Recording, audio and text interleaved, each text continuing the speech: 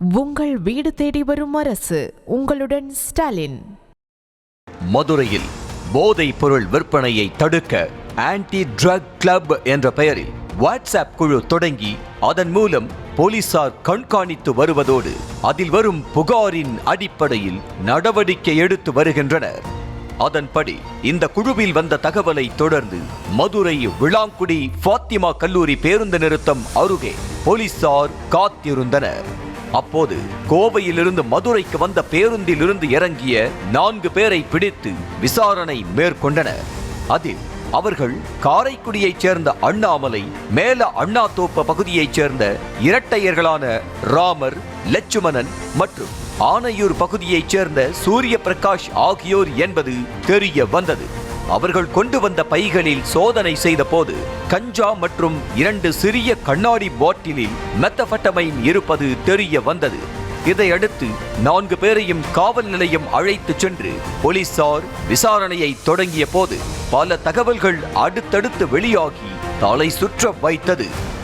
போலீசாரிடம் சிக்கிய 4 பேரும் இன்ஸ்டாகிராம் மூலம் பேசி நண்பர்களான நிலையில் கோவை சிறையில் இருந்த போது மதுரை கரிமேடு பகுதியைச் சேர்ந்த பிரபல ரவுடி வெள்ளைக்காளியின் ஆதரவாளரான நவீன் நாகராஜ் என்பவர் மூலம் பழக்கம் ஏற்பட்டது தெரிய வந்தது. நவீன் நாகராஜ் மூலம் பெங்களூர் தினேஷ், பூனையன் ஹரி, காக்கா முட்டை கார்த்திக் ஆகியோரின் அறிமுகம் கிடைத்தது.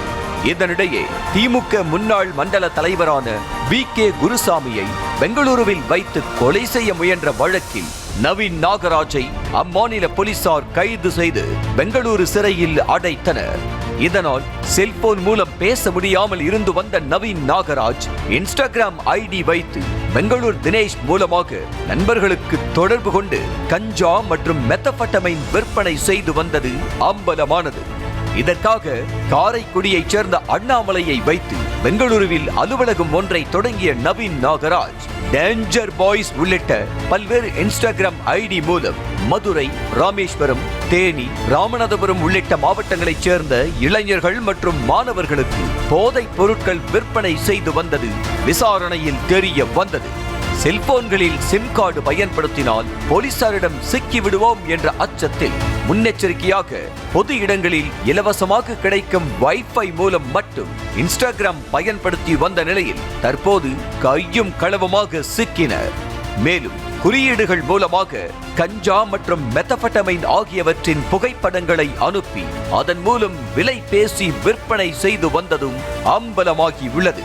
போதைப் பொருள் விற்பனை மூலம் வாரந்தோறும் 50,000 ரூபாய் சம்பாதித்து அதனை பெங்களூரு மற்றும் ஒடிஷா சிறைகளில் உள்ள வெள்ளைக்காளி ஆதரவாளர்களுக்கு 10 நாட்களுக்கு ஒரு முறை 5,000 ரூபாய் வங்கி கணக்கில் அனுப்பினர்.